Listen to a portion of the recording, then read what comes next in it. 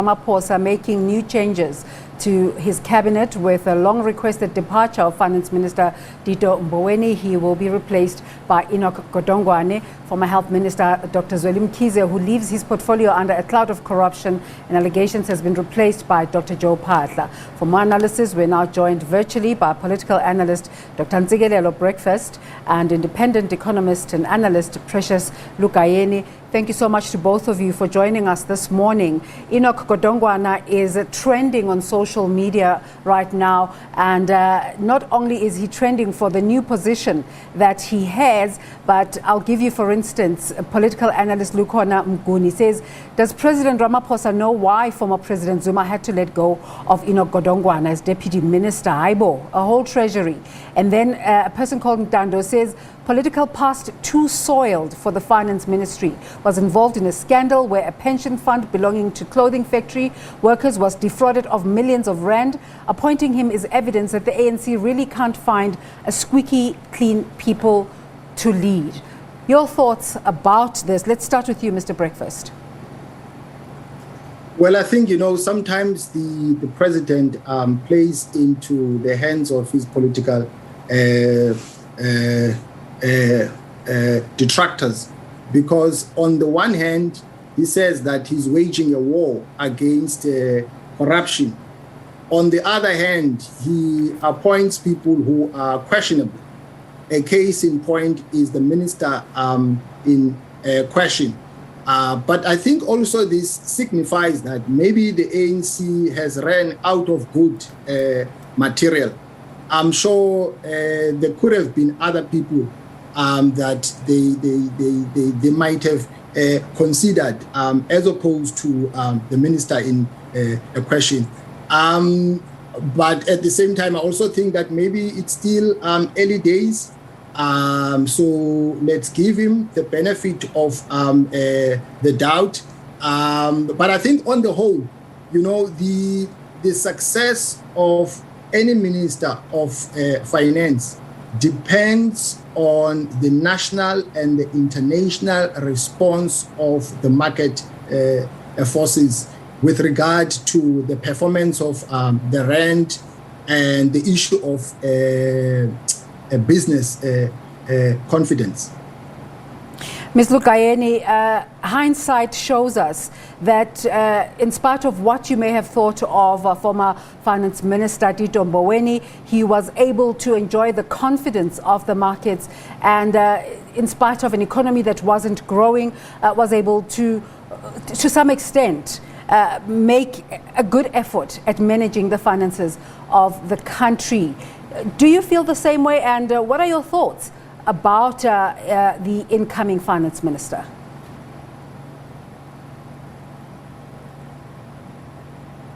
Okay, thank you, Deidre. I think Tito Mboweni will be remembered for trying to rein in the government expenditure, which was going out of hand. That one, we can give that to him. But the current finance minister, it was unexpected that Enoch Godongwane will be appointed as the finance minister. We know he has been chairing the economic desk of the ANC. However, no one ever thought he was going to come as the finance minister. Like Mr. Breakfast is saying that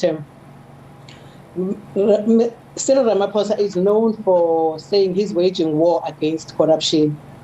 Of course, I don't want us to be a part of the cancel culture, but we know no one would have thought that he would bring Enoch Godongwane to the treasury, particularly because of the whole issue of the pension fund from the clothing and textile industry that was an issue long ago. But I agree that maybe the ruling party is running out of credible people without us cancelling people. But I think the president could have done better in filling that position. Mr. Breakfast, economic publications are lauding the appointment, some talking about him being the party guru on economics and economic policy. He was the head of the Economic Transformation Committee. He released a policy document last year that had some questionable suggestions, and we'll talk about those. So just taking this institutional knowledge of his into consideration, was he the best candidate that President Cyril Ramaphosa could find in the African National Congress? Well, I mean, like I said, I've got mixed feelings. I think we need to separate the ANC from government.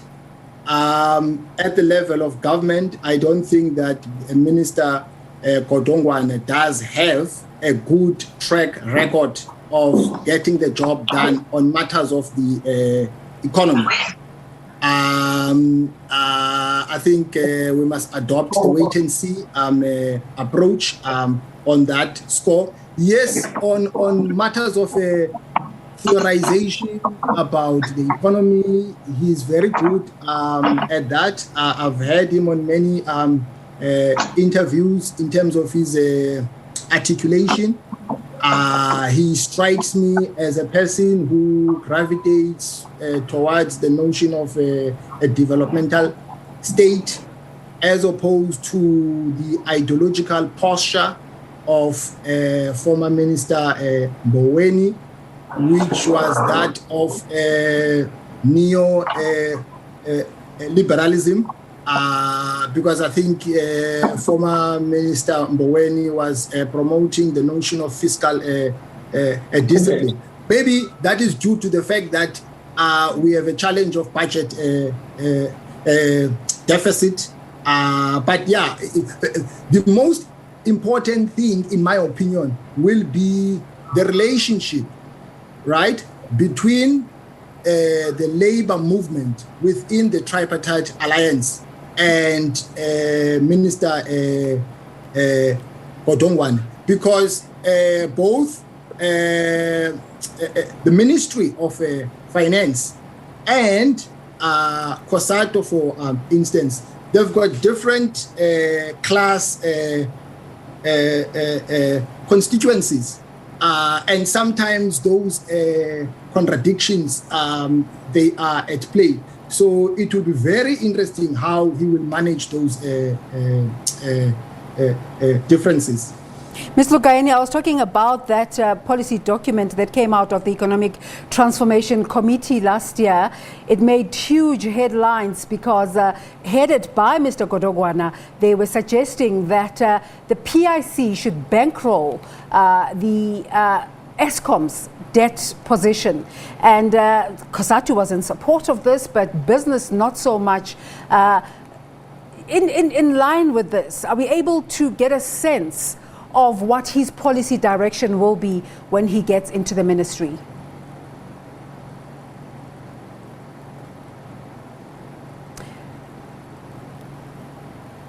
Please unmute yourself. Sorry. See, I was saying that with his background in labor movements, we are not sure which direction he will take. However, the issue of the PIC bankrolling Eskom, from where I'm sitting, I had mixed reactions about it. For example, how would you take people's pension and put them put good money behind bad money? That was the issue at the time. But the major test for Enoch Godongwane for me is how he will be received by the markets.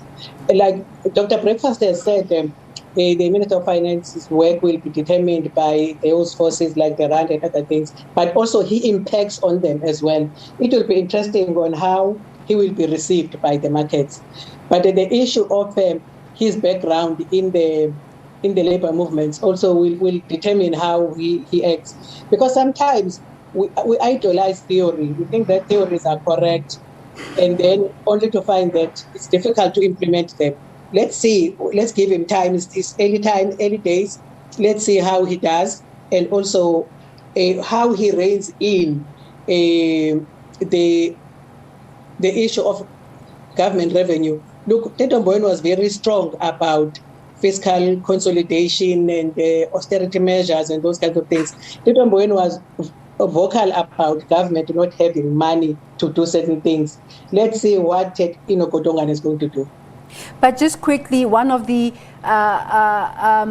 one of the bugbears of international markets was that there's no clear policy direction in South Africa. And this is a man who has worked with policy, albeit at party level.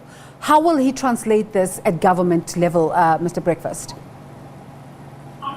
Yeah, I think the policy posture of government, in my opinion, with regard to the Department of Finance, has always been an expansionary fiscal policy, because you cannot talk about fiscal discipline in our context. Why? Due to the structural challenges of the economy with regard to the haves and the have-nots.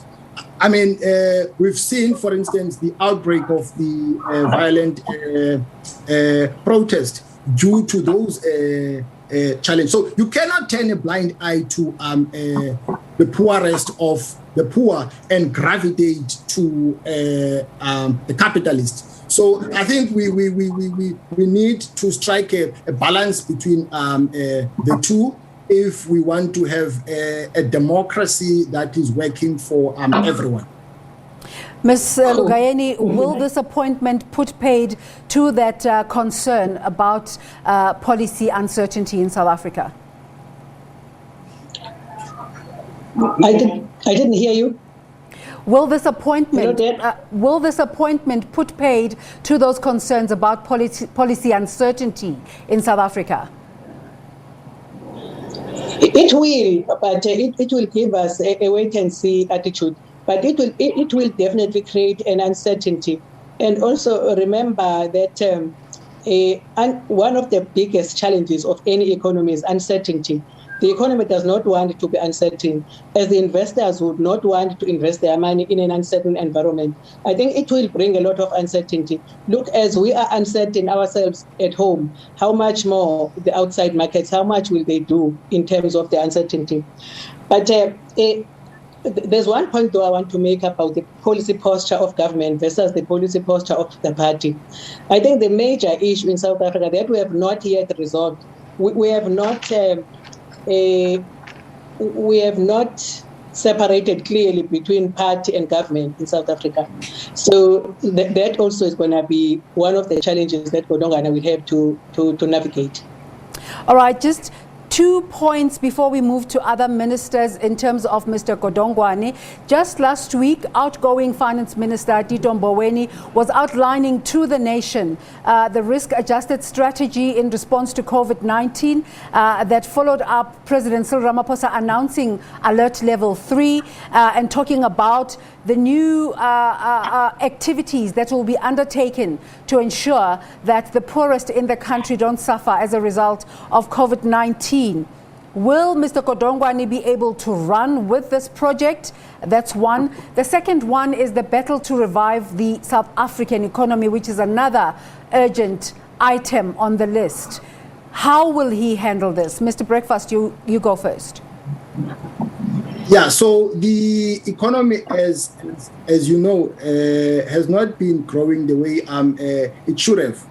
And that was compounded by the fact that the WHO last year I can't remember when it was, but coronavirus was declared as a global pandemic. And that made the president to announce the state of national disaster. Now, because of that, lockdown kicked in and many sectors of the economy have not recovered fully because of that. So most of the national responses of government have not achieved their intended objectives because of this issue. So he has a huge challenge in terms of turning the economy around. But also, this also signifies the nexus between security and the economy. Because the issue of health is not just an issue of health, but it is also an issue of security. And that also speaks to the issue of development. I think he's up to the task of rolling out those processes that were announced last week, but also the challenge of growing the economy. See, Mr. Godongwane is inheriting a very sick economy, which is almost dying, if not dead. So it will be interesting to see what he's going to do. The major challenge for him is to come up with the economic solutions, not political solutions. Of course, the economy requires a stable political environment, but sometimes what makes good economic sense may not make good political sense. He needs to define those things clearly. Like Dr. Breakfast is talking about the issue of the haves and the have-nots and the unrest that we had in the previous 2 weeks. Those are things that we'll have to navigate clearly and very carefully, because the unrest that we have in the past 2 weeks, I don't disagree that the poor people might have participated in that. But what is different for me from that unrest, from the unrest that we've seen in the past, was the participation of those people who are not poor. For example, people who went with SUVs and big vans to load fridges and other electric appliances from the warehouses. We cannot say those are poor people. They are not. So we need to find out what happened and how is this economy operating. And if we don't know what happened, it will happen again. Yeah. Finally, let me ask both of you this question. Some level of uneasiness about the president moving the security function into the presidency's office. Your thoughts on this, Mr. Breakfast, sorry. Yeah, so the mere fact that there has been a slow pace of national response to the outbreak of protests signifies that there is a problem with regard to our security architecture. I mean, the footprint of police officers was not enough. The other issue is that there was a task team that was led by Dr. Mufumade that uncovered the truth about what had happened. And then the report with findings was handed over to Minister Ayanda Dlodlo, but she did not implement those findings. To me, that was a sabotage. And because of that, I think then the president made the call to subsume the operations of intelligence in his department. So I think that was a good move because, like I said, I mean, there is a connection between the economy and security. There is a symbiotic relationship there. So the issue of security is the lifeblood of any country, in my opinion. Ms. Lugayeni, do you agree it's a good move? I think it is a good move that the president wants to have a handle on the issues of security and intelligence. However, that centralization of power remains to be seen how it can be problematic. Because, excuse me? I was saying it can be problematic. It can be problematic moving forward. If you look at the whole setup in South Africa, the constitution and all, you will see it is based on the fact that people are good and they will do what they're supposed to do. Or maybe it is based on that we have many Mandelas and we don't have such people. We don't have many Mandelas. There's only one. So the issue of centralizing the intelligence and security in the presidency is a good move for now, given the problems that have occurred in that department. And also, as South Africans, we still need to know why the recommendations of the Mafumati Commission were not implemented by Ayanda Dlodlo. Of course, it's a big discussion. We can't go through all of the changes. But thank you so much for the time you gave us this morning, Ntsikelelo Breakfast and Precious Lugayeni, just talking about those changes announced by President Cyril Ramaphosa yesterday.